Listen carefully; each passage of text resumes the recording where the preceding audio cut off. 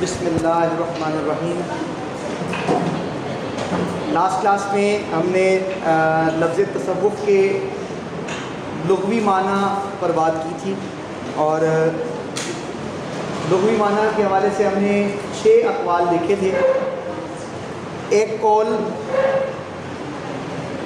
یہ ہے کہ لفظ تصوف جو نکلا ہے وہ مشتق ہے الصفا سے، اس کے معنی صفائی و پاکیزگی کے ہیں، اور ایک قول یہ ہے کہ الصفو سے نکلا ہے جس کے معنی محبت اور دوستی میں اخلاص کے ہیں۔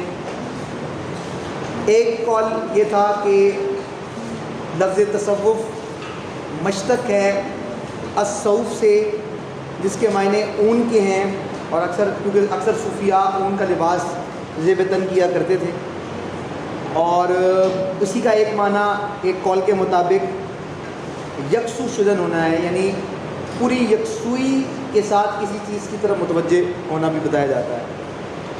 اور 5واں قول یہ تھا کہ یہ لفظ الصفا سے نکلا ہے، اور یہ اصحاب صفا کی نسبت ان کو، یعنی اہل تصوف، صوفیاء کا لفظ جو ہے وہ، تصوف کا لفظ جو ہے وہ اس نسبت سے ہے اہل صفا کی، اصحاب صفا کی۔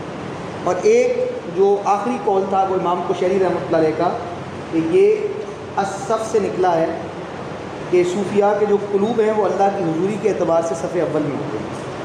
آج ہم بات کریں گے تصوف کی اصطلاحی تعریف پر۔ تو جو تصوف کی اصطلاحی تعریف ہے وہ مختلف صوفیاء نے مختلف کی، یعنی جیسا کہ میں نے آپ کو کہا کہ قرآن مجید میں اگر ہم دیکھیں جو لفظ تزکیہ ہے اس کو تصوف کہا جاتا ہے۔ کہ تزکیہ کی جتنی تعلیم ہے، باطن سے متعلق جتنی تعلیم ہے، اس کو تصوف کے علم میں داخل کیا جاتا ہے۔ دیکھیں یہاں پر جب حضور نبی کریم صلی اللہ علیہ وآلہ وسلم کا دور مبارک تھا، ادھر تمام علوم جمع تھے، تمام علوم جمع تھے، لیکن حضور رسالت مآب صلی اللہ علیہ وآلہ وسلم کے بعد جو تابعین کا دور آتا ہے، تبع تابعین کا دور آتا ہے، تو اس میں تمام لوگوں نے کسی نہ کسی جہت کو پکڑ لیا ہے۔ کچھ لوگ جن پر علم کا غلبہ تھا وہ علوم الحدیث کی طرف چلے گئے اور علوم الفقہ کی طرف چلے گئے، یا علوم التفسیر کی طرف چلے گئے۔ یعنی اس طریقے سے ہر بندے نے اپنے آپ کو کلاسیفائڈ کیا، انہوں نے اپنے آپ کو ایک علم کی طرف، ایک جہت کی طرف۔ ایسا نہیں ہے کہ باقی چیزوں کی نالج انہیں نہیں تھی۔ مثال کے طور پر اگر ہم دیکھیں کہ کچھ علماء نے اپنی پوری زندگی علوم الحدیث کے لیے گزاری، مثال کے طور پر امام بخاری رحمۃ اللہ علیہ، ان کا کیا کنٹریبیوشن ہے علم فقہ؟ علم فقہ کے اگر ان کی کنٹریبیوشن کی بات کی جائے، علم فقہ میں ان کا کوئی کنٹریبیوشن نہیں۔ انہوں نے یہی بات کہا جاتا ہے نا، آپ کو ہر چیز کے بارے میں کچھ نہ کچھ پتہ ہونا چاہیے، لیکن کوئی ایک ایریا ایسا ہونا چاہیے جس کے بارے میں آپ کو سب کچھ پتہ ہونا چاہیے، یا تقریباً آپ کو معلومات ہونی چاہیے، تبھی آپ اس ایریا کے اندر کوئی نئی چیز پیش کر سکتے ہیں، کوئی نیا کام اپنا پیش کر سکتے ہیں۔ اسی طریقے سے جتنے بھی لوگ تھے جو دین سے محبت کرتے تھے، انہوں نے کوئی نہ کوئی ایریا سلیکٹ کر دیا۔ اب آپ دیکھیں کہ امام بخاری رحمۃ اللہ علیہ نے 16 سال سفر کی، کس کے لیے کی؟ صرف علم حدیث کے لیے کی، اس کو مدون کرنے کے لیے کیے، صحیح احادیث کو اکٹھا کرنے کے لیے کیے۔ اب امام بخاری رحمۃ اللہ علیہ کو 3 لاکھ احادیث یاد تھیں، صرف متن کے ساتھ نہیں، سند کے ساتھ، اور اس کے اندر ان کے جتنے بھی راوی ہیں ان کی جرح و تعدیل کے ساتھ، ان کو 3 لاکھ احادیث یاد۔ اور ان 3 لاکھ احادیث میں سے بھی کہتے ہیں کہ انہیں جو صحیح احادیث جو ان کے کرائٹیریا پہ صحیح تھیں، اور امام بخاری رحمۃ اللہ علیہ کا کرائٹیریا آپ کو پتہ ہے کہ وہ کتنا سخت تھا، انہیں 1 لاکھ احادیث یاد، لیکن اس میں سے بھی انہوں نے صحیح بخاری میں کتنی احادیث کو جمع کیا؟ 7,500 احادیث کو جمع کیا۔ اور ان میں بھی ایک جو حدیث ہے اس کی کئی اسناد ہیں، یعنی متن حدیث ایک جیسا ہے کئی احادیث کا، لیکن اس کی اسناد مختلف ہیں، اور اگر تکرار کے ساتھ ہٹایا جائے تو 2500 احادیث بچتی ہیں۔ تو امام بخاری نے پوری زندگی محنت کر کے اگر دیکھا جائے تو کتنی احادیث اگر حذف تکرار کر دیا جائے تو 2500 احادیث ہمیں، لیکن چونکہ انہوں نے اس پر محنت کی اور محنت کر کے اس علم کے اندر کھرے اور کھوٹے کو الگ کیا اور مستند ترین ایک مجموعہ جو ہے وہ ہمیں دیا۔ تو اسی طریقے سے، لیکن یہ ایک الگ ڈائمنشن ہے۔ جو علم حدیث پہ کام کرتا ہے اس نے کیا کرنا ہے؟ سند کو جانچنا ہے۔ کیا کرنا ہے؟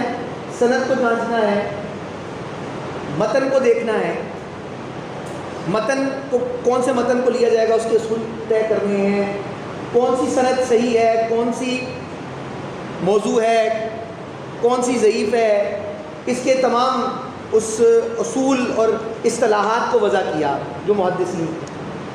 لیکن محدثین کا کام صرف ان احادیث کو یاد کرنا، ان کی سندوں کو یاد کرنا اور اس کے اصول بنانا تھا۔ اس سے جو چیزیں اخذ کرنی ہیں یہ فقہا کا کام۔ فقہا کا کام جو ہے وہ اسناد کا نہیں ہے، فقہا کا کام اسناد کا نہیں ہے۔ فقہا کا کام جو ہے وہ حدیثوں کو مطلب احادیث پہ اس کے اصول متعین کرنا نہیں ہے۔ جو محدثین نے اصول بنائے ہوئے ہیں، اب ایک حدیث ہے اس میں کوئی بات ہو رہی ہے، ایک حدیث میں کوئی بات ہو رہی ہے، ایک حدیث میں کوئی بات، اب کنٹریڈکشن آ گئی، اور قرآن مجید کو بھی سامنے رکھتے ہوئے اور تمام احادیث کو بھی سامنے رکھتے ہوئے مسائل سے استنباط کرنا، یہ کس کا کام ہے؟ یہ فقیہ کا کام ہے، یہ فقہا کا کام۔ تو فقہا نے کیا کیا؟ اسی لیے کئی جگہ ہمیں جب ملتا ہے کہ جی حدیث میں تو یہ ہے لیکن فقہا کہتے ہی ہیں۔ مثال کے طور پہ بہت سارے لوگ کہتے ہیں جی بخاری سے چیزیں دکھائیں۔ جب ہم کہتے ہیں جی بخاری شریف سے ہمیں دکھائیں بہت ساری چیزیں، تو امام بخاری جو احادیث لے کر آئے ہیں اس میں جو پیشاب کرنے سے متعلق احادیث ہیں، بول آقا علیہ السلام کے بول مبارک کے حوالے سے، وہ یہ ہے کہ بیٹھ کے ہے ہی نہیں۔ یعنی آپ کہنے کا مقصد یہ ہے کہ اگر آپ کہیں کہ جی صرف بخاری اور مسلم سے کوئی چیز دکھائیں یا تمام بات کریں، جب فقیہ دیکھتا ہے تو وہ تمام احادیث کے ذخیرے کو سامنے اس کی ہوتا ہے، تمام احادیث کا ذخیرہ اس کے پیش نظر ہوتا ہے، اور قرآن مجید کی تمام آیات اس کے پیش نظر ہوتی ہیں۔ سمجھ آ رہی ہے؟ علم تفسیر کی بھی اس لیے فقہا کا کام زیادہ مشکل ہے کہ فقہا نے کیا کرنا ہے؟ اس کو ڈوب کے اس تمام علم کو دیکھنا ہے اور اس میں سے کچھ چیزیں جو ہے وہ نکالنی۔ یہ بات سمجھ آ گئی آپ؟ محدثین کا کام الگ ہے، فقہا کا کام الگ ہے، ٹھیک ہے۔ لیکن کچھ لوگ ایسے تھے کہ جن کا معاملہ یہ تھا کہ ان کا سارا زور عمل پر تھا۔ کس پر تھا؟ عمل پر تھا۔ ان پر غلبہ کس کا تھا؟ ایسا نہیں ہے کہ یہ اہل اللہ نہیں تھے، ایسا نہیں ہے کہ ان کا تزکیہ نہیں تھا۔ جو محدثین تھے وہ جہاں علم میں بہت زیادہ آگے تھے تو وہاں تقوی میں بھی بہت زیادہ آگے۔ یہ سارے کے سارے لوگ اہل اللہ تھے، یہ بھی عبادت و ریاضت کیا کرتے تھے، یہ بھی اپنا تزکیہ کیا کرتے تھے، لیکن معاملہ یہ ہے یہ بھی اپنا تزکیہ کیا کرتے تھے، لیکن معاملہ کیا ہے؟ ان پر غلبہ کس چیز کا تھا؟ علم کی طرف۔ اسی طریقے سے جو صوفیاء تھے ان پر غلبہ کس چیز کا تھا؟ ان پر غلبہ تھا عمل۔ ان پر غلبہ کس چیز کا تھا؟ عمل کا۔ انہوں نے علم زیادہ بیان نہیں کیا بلکہ انہوں نے کیا بیان کیا؟ عمل کو بیان کیا، اور شریعت کے وہ پیکر تھے۔ تمام صوفیاء کیا تھے؟ شریعت کے پیکر تھے، جیسا کہ حضرت سلطان باہو رحمۃ اللہ علیہ اپنے بارے میں فرماتے ہیں، ہر مراتب الشریعت یافتم پیشوائے خود شریعت ساختم، کہ میں نے ہر مرتبہ شریعت کے ذریعے حاصل کیا اور شریعت کو اپنا پیشوا بنا لیا۔ اور انہوں نے اپنی پوری زندگی میں کہتے ہیں کہ نمازیں تو دور، تہجد تو دور، ایک مستحب قضا نہیں کی. اور تمام صوفیاء یہ روایت اپنی اپنی کتابوں میں بیان کرتے ہیں کہ کلو طریقت ردت الشریعہ فہی زندگی، ہر وہ طریقہ جسے شریعت رد کر دے وہ بے دینی. شریعت پر عمل کرنے والا آپ کو صوفیاء سے بڑھ کر کوئی نہیں ہے.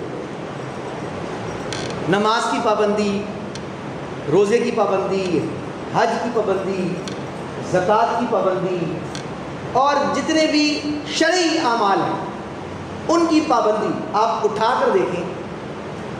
امام قشیری رحمۃ اللہ علیہ کو اٹھا کر دیکھیں، ان کی زہد و ریاضت کو پڑھیں. ابھی آپ لوگ اس پہ اسائنمنٹ بھی بنائیں گے، پریزنٹیشن بھی دیں گے، آپ کو اندازہ ہو جائے گا. تو امام قشیری رحمۃ اللہ علیہ جہاں بہت بلند پایا ولی اللہ ہیں اور وہ تصوف پر انہوں نے ایک بہت بڑی کتاب رقم فرمائی ہے، وہیں بہت بڑے عالم دین بھی، علم بھی وہ رکھتے تھے، لیکن ان پر جو غلبہ تھا وہ کس چیز کا تھا؟ ان کے اوپر غلبہ جو ہے وہ عمل کا. امام غزالی رحمۃ اللہ علیہ سے بڑھ کر کوئی ہو سکتا ہے کہ جس نے جو ہے وہ شریعت پر عمل درآمد، بلکہ صوفیاء تو کہتے ہیں کہ جو تصوف کی بات ہے وہ شریعت سے آگے کی. تو کس سے آگے کی ہے؟ شریعت سے آگے کی ہے. کہ جب آپ اعمال ظاہر کو اختیار کر لیں، جب آپ اعمال ظاہر کو اختیار کر لیں لیکن اس اعمال ظاہر کی حقیقت نصیب نہ ہو رہی ہے، اس اعمال ظاہر کی ثواب تو مل رہا ہے لیکن اس کی جو حقیقت ہے وہ نصیب نہیں ہو رہی، تو صوفیاء کہتے ہیں اس کی وجہ یہ ہے کہ تم نے اپنے ظاہر کو تو پاک کر لیا ہے لیکن اپنے باطن کو پاک کر لیا. اپنے اعمال باطن کو بھی اختیار کرو. اس سے کیا ہوگا؟ اس سے تمہیں کیا ہوگا کہ جب ظاہر اور باطن دونوں پاک ہو جائے گا تو تمہیں دین کی حقیقت نصیب ہوگی. پھر کیا ہوگا؟ پھر نماز معراج بنے، الصلاۃ المعراج بنے. جب ظاہر کے ساتھ دل بھی پاک ہوگا تو پھر یہ نماز جو ہم پڑھیں گے وہ اس درجہ احسان پہ جائے گی. الاحسان ان تعبد اللہ انک تراہ فإن لم تکن تراہ فإنہ یراک. کہ مرتبہ احسان یہ ہے کہ تم اس طرح عبادت کرو گویا تم اللہ کو دیکھ رہے ہو. اگر یہ نہ ہو تو اتنا ضرور ہو کہ وہ تمہیں دیکھ رہا ہے.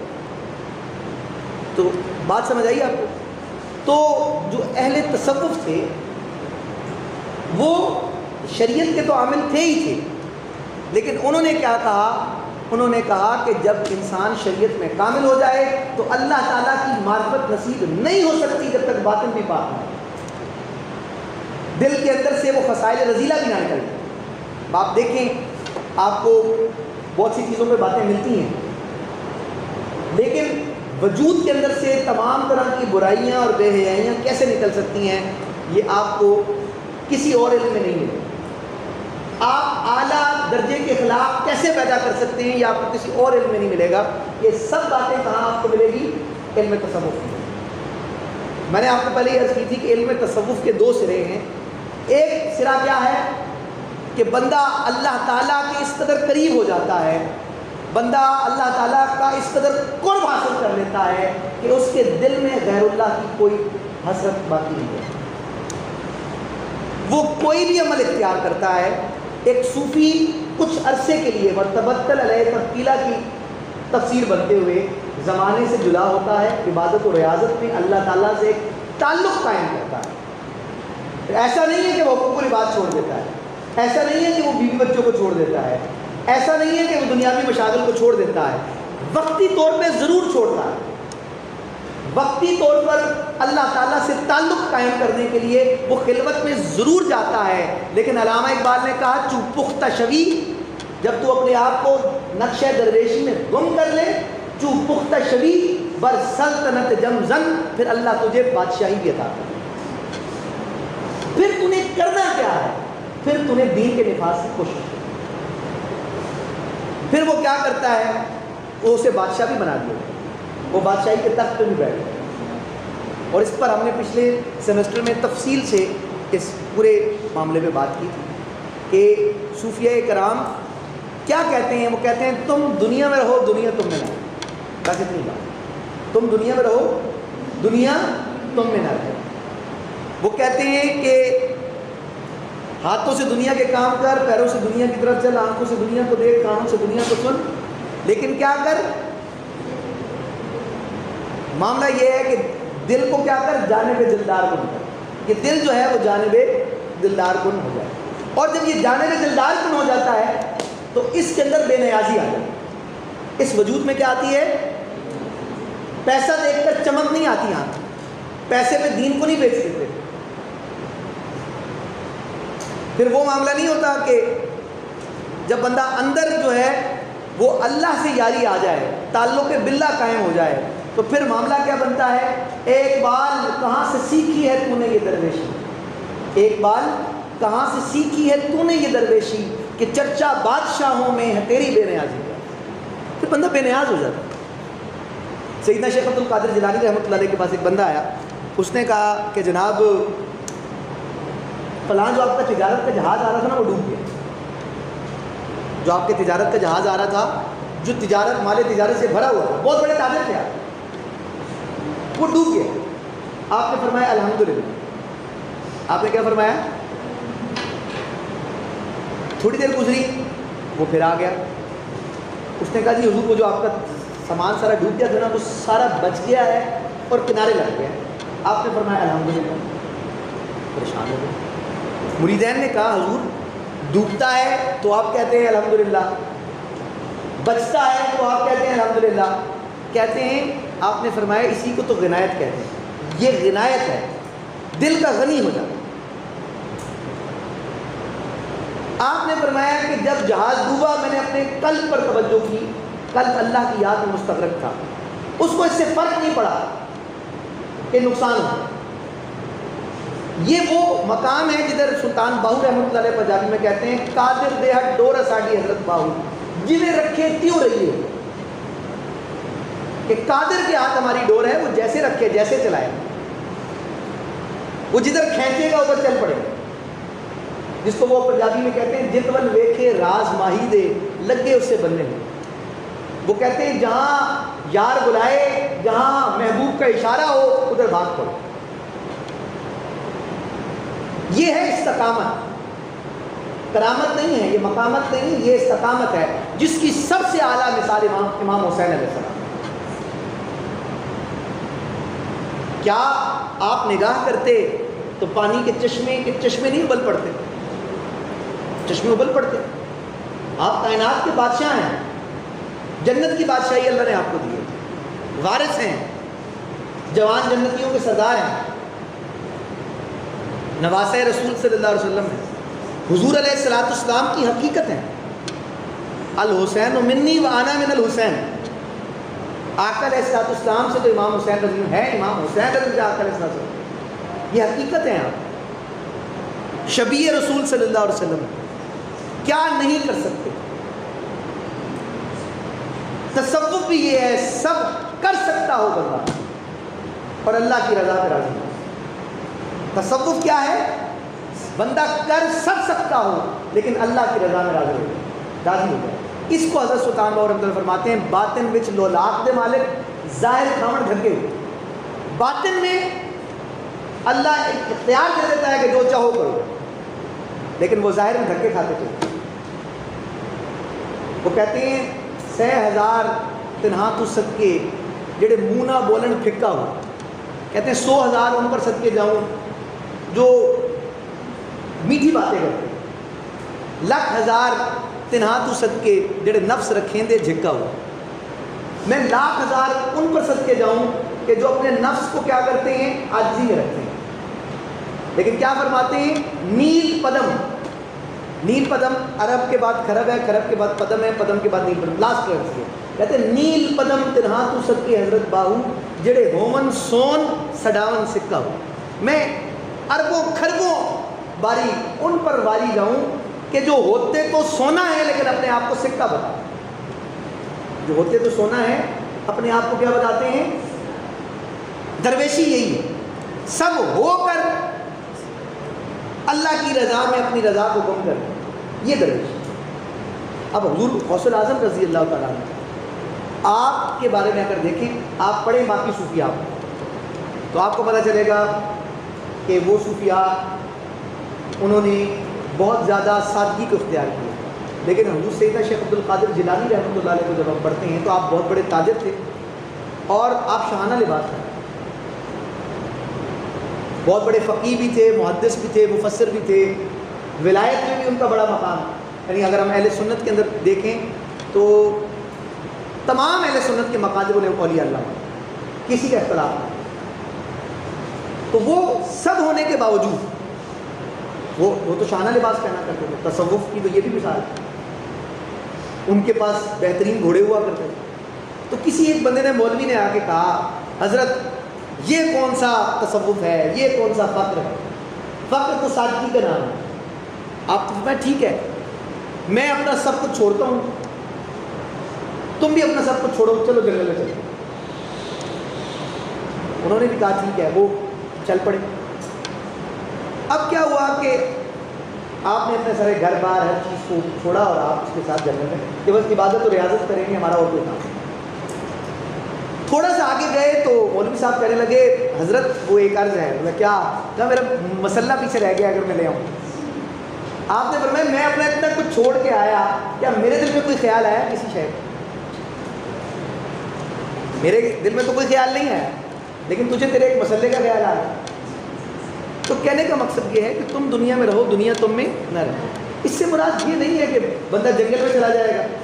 یہ تمام کوئی بندہ، اور میں تصوف کی جو کتابیں آگے ہم جا کر پڑھیں گے، امام ابن جوزی رحمۃ اللہ علیہ بہت بڑے جرح و تعدیل کے امام ہیں. امام ابن جوزی رحمۃ اللہ علیہ نے باقاعدہ جو تصوف کی کتب پڑھی اپنے اساتذہ سے، اور انہوں نے پوری سند بیان کی ہے تصوف کی ان کتابوں کی جو انہوں نے پڑھی اپنے اساتذہ سے. امام ابن حجر عسقلانی رحمۃ اللہ علیہ جنہوں نے بخاری شریف کی شرح لکھی ہے، اور بخاری شریف کی انہوں نے جتنی بھی جو شروحات ہیں ان میں سب سے بڑی شرح جو ہے امام ابن حجر عسقلانی رحمۃ اللہ علیہ کی مانی جاتی ہے. اور کہیں پر بھی جو درس ہوتا ہے بخاری شریف کا وہ اس کے بغیر نہیں ہوتا.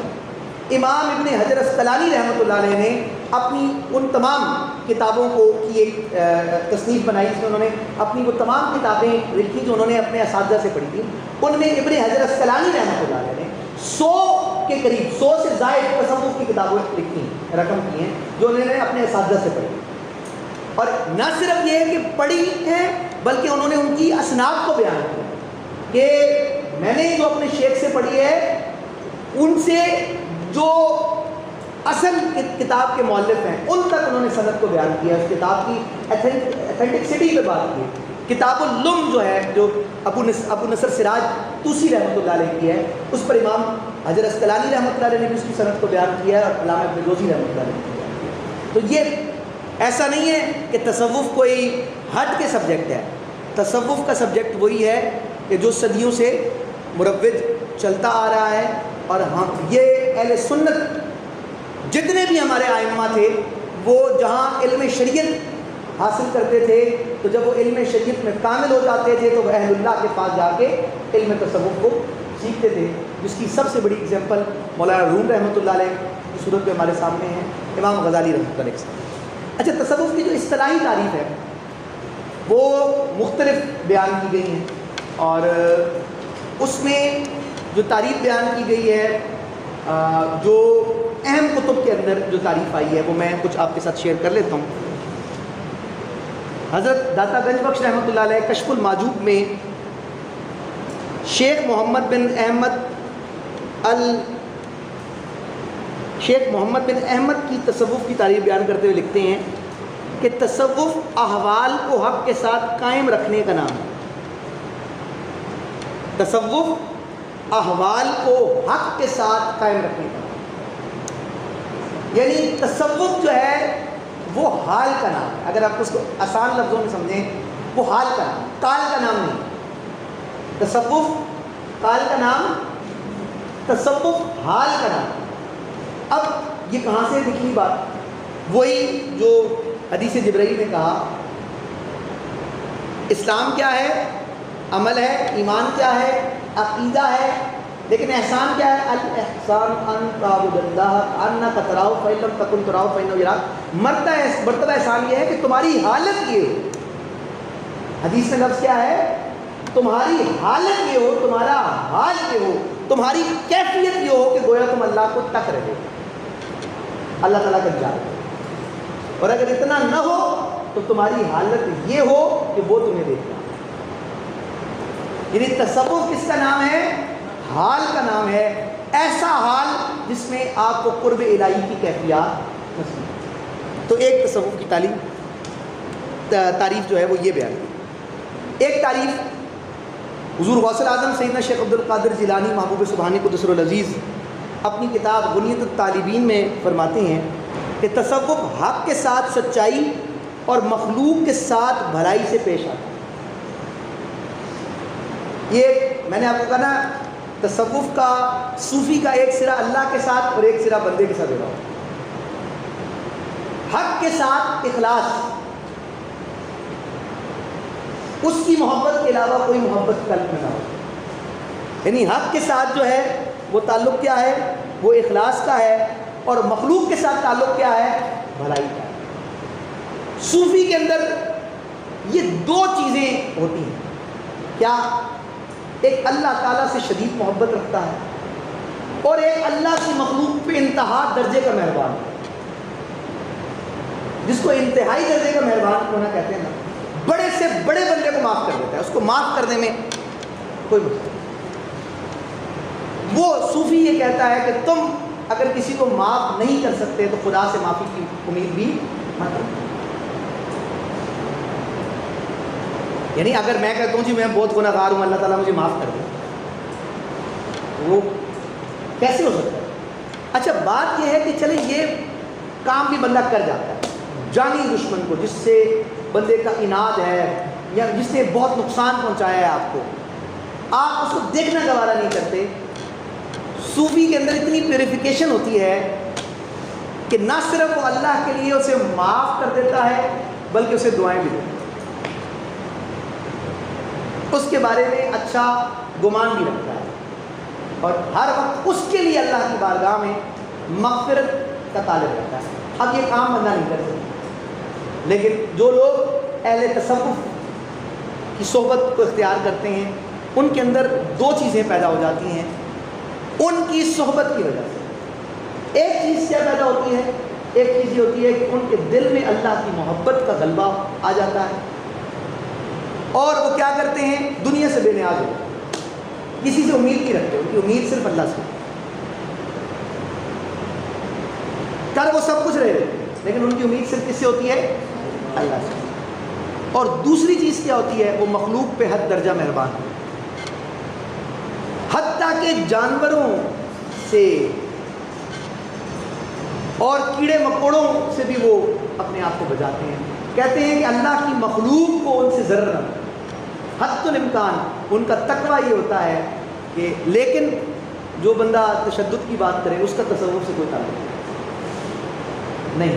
ہاں یہ ایک الگ بات ہے کہ یہ بات معاملہ نہیں ہے، جہاں جہاد کی بات ہے تو صوفیاء خود بھی جہاد میں شامل ہے، ایسا نہیں ہے کہ وہ صرف، جب یہ ایک پہلو ہے، اسلام کے مختلف پہلو ہیں۔ علماء کا کام تھا کہ انہوں نے کیا کرنا ہے، علماء، اب دیکھیں علماء، بعض علماء ہیں انہوں نے تلوار جہاد لڑنا، تلوار سیکھنا بھی تو ایک وقت ہے نا، ٹائم ٹیکنگ کام، دین کا کام ایک طرح سے تو نہیں ہوا نا، لیکن علماء جہاد کے لیے نہیں نکلے، ان کا کام الگ تھا، انہوں نے تلوار بازی نہیں سیکھی، انہوں نے وہ تمام معاملات نہیں سیکھے، ان کا کام تھا علم کے ذریعے لوگوں تک بات پہنچانا۔ جو مجاہد تھے انہوں نے علم میں زیادہ مہارت حاصل نہیں کی، تو جہاں علماء دلائل کے ذریعے لوگوں کے دل فتح کر رہے تھے، جہاں علماء دلائل کے ذریعے اور شریعت کے تمام جو حقانیت ہے شریعت کی اس کو ثابت کر رہے تھے اپنے علم سے اور لوگوں کو دین کی طرف لا رہے تھے، جہاں مجاہدین تلواروں کے ذریعے لوگوں کو اسلام کی طرف لا رہے تھے، وہیں صوفیاء لوگوں کے دل فتح کر کے لوگوں کو اسلام کی طرف، بغیر تلوار چلے 90 لاکھ نے کلمہ پڑھ لیا معین الدین چشتی اجمیری رحمۃ اللہ، یہ تصرف۔ اچھا جس قدر بندہ اللہ سے محبت میں شدید تر ہو جاتا ہے نا، اس قدر غیر مسلم اس کے پاس آ کر دائرہ اسلام میں داخل ہو گیا، کیونکہ اس نے اپنی محنت کی ہوتی ہے اللہ سے قرب میں، اللہ تعالیٰ اس کے وجود میں ایسی برکت پیدا کرتا ہے کہ جب کوئی غیر مسلم ان کی مجلس کو اختیار کرتا ہے، چاہے وہ علم کا کوئی بات کہیں نہ کہیں، لیکن ان کے وجود کی تاثیر ان پر ایسے پڑتی ہے کہ وہ جو اللہ کی عبادت اور ریاضت کے اندر انہوں نے جو فیض حاصل کیا ہوتا ہے، اس فیض کا چشمہ، اس فیض کی چند شعائیں جب اس غیر مسلم پہ پڑتی ہے تو وہ بغیر کوئی علم سنے صرف ان کی اس محبت سے متاثر ہو کر دار اسلام میں۔ کئی لوگوں نے یہ بات کہی کہ ہم کسی صوفی سے ملنے کے لیے گئے تو ہمارا یہ خیال تھا کہ وہ پیر صاحب ہوں گے اور وہ جو ہے نا آگے ہاتھ کر دیں گے، چون کے آپ آگے چلے جائیں گے تمام معاملات۔ لیکن یہ بیان کیا کہ جب ہم ان کے پاس گئے تو جو اصل صوفی ہوتا ہے اس کا اخلاق یہی ہے، وہ کہتے ہیں وہ اس طرح اٹھے، اس طرح مجھے گلے لگایا، اس طرح مجھ سے حال احوال پوچھا اور اس قدر محبت کا اظہار کیا کہ مجھے ایسے لگا جیسے ہم صدیوں کے بچھڑے ہیں اور پھر ملے۔ صوفی کا اخلاق، صوفی سے جو ایک دفعہ مل لیتا ہے، جو اصل معنوں میں صوفی ہوتا ہے، جو اصل معنی میں اہل تصوف ہوتے ہیں، ان کا اخلاق ایسا ہوتا ہے کہ جو بندہ ان کے پاس چند گھڑیاں بیٹھ جائے وہ اس کے دل میں ان کی محبت پیدا ہو۔ تو یہ ایک تعریف بیان کی، اور اگر آپ صحیح معنوں میں تقریباً اہم تعریفات دیکھنا چاہیں تو شیخ شہاب الدین سہروردی رحمۃ اللہ علیہ کی کتاب ہے، آپ اس کا ضرور مطالعہ کریں۔ عوارف المعارف ان کی ایک کتاب ہے، انہوں نے تقریباً 1000 سے زائد تعریفات بیان کی تصوف کی، 1000 سے زائد تعریفات تصوف کی انہوں نے بیان کی۔ دو قول میں بتا دوں، اس کے بعد میں آج کی کلاس ہماری ختم ہو جائے گی۔ ایک حضرت ابو بکر شبلی رحمۃ اللہ علیہ، بہت بڑے صوفی ہیں اور یہ اکابر صوفیاء میں سے آپ کا شمار ہوتا ہے۔ آپ فرماتے ہیں کہ اللہ کے لیے دلوں کے تزکیے کو اچھی طرح کرنا تصوف ہے۔ اللہ کے لیے دلوں کے تزکیے کو اچھی طرح کرنا تصوف، وہی بات کہ قلب جو ہے وہ اللہ کے نور سے منور ہو جائے، قلب صاف ہو جائے۔ جب قلب صاف ہو جاتا ہے تو دل میں ہے تصویر یار، ذرا گردن جھکائی دیکھ لیا، کر صاف تو ویڑا دلدا مت ویک سجڑ گھر ملدا، کروں کیوں کر نہ سجدہ میں سر جھکا کے اپنے سینے کو، کہ سینے میں میرا دل ہے وہ میرے دل میں رہتے ہیں۔ دل میں کیا ہے؟ دل میں وہ اللہ تعالیٰ کی ذات ہے، جب وہ صاف ہو جاتی ہے تو دل کیا ہے؟ قلب المومن مرۃ الرحمن، مومن جو اللہ کا شیشہ ہے، اللہ کے شیشے میں اس کا جلوہ نظر آتا ہے، اللہ تعالیٰ کی قرب جو ہے وہ نصیب ہو جاتا ہے۔ اور حضرت سلطان باہو رحمۃ اللہ علیہ فرماتے ہیں تصوف دل کی کامل صفائی، معرفت الہی اور استغراق توحید ربانی کا نام۔ دل کی کامل صفائی وہی تزکیے والی بات آ رہی ہے، معرفت الہی اللہ کو پہچان لینا، اللہ کا قرب و وصال حاصل کر لینا، اور استغراق توحید ربانی کا نام ہے کہ اللہ تعالیٰ کی ذات میں اس قدر فنا ہو جانا کہ اپنا آپ باقی نہ رہے۔ تو یہ آج ہمارا پہلا کوشچن کمپلیٹ ہو گیا۔ علم تصوف کے لغوی اور اصطلاحی جو معنی ہیں وہ ہم نے دیکھ لی ہیں۔